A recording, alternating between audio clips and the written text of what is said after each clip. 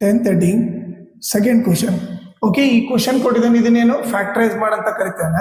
Okay, ಈಗ ನೀವು ನೋಡಿದ್ರೆ ಸೊ ಇದನ್ನ ಏನು 64ನ ಏನಂತ ಬರಿಬೋದು, ನಾನು 4m ಹೋಲ್ ಕ್ಯೂಬ್ ಅಂತ ಬರಿಬೋದು. 340 7n ಹೋಲ್ ಕ್ಯೂಬ್ ಅಂತ ಬರಿಬೋದು. ಓಕೆನಾ?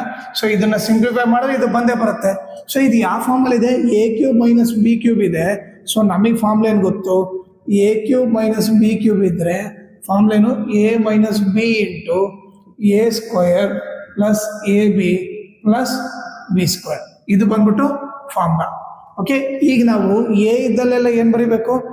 a ಇದ್ದಲ್ಲೆಲ್ಲ 4m ಬರಿಬೇಕು. b ಇದ್ದಲ್ಲೆಲ್ಲ ಏನು 7n ಅಂತ ಬರಿಬೇಕು.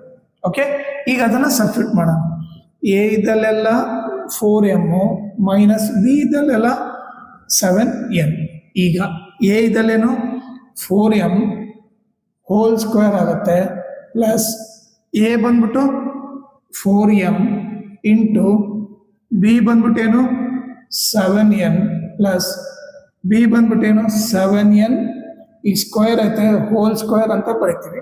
ಈಗ 4m ಮೈನಸ್ 7n, ಈಗ 4 ಸ್ಕ್ವೇರ್ ಎಷ್ಟಾಯಿತು? 16m square.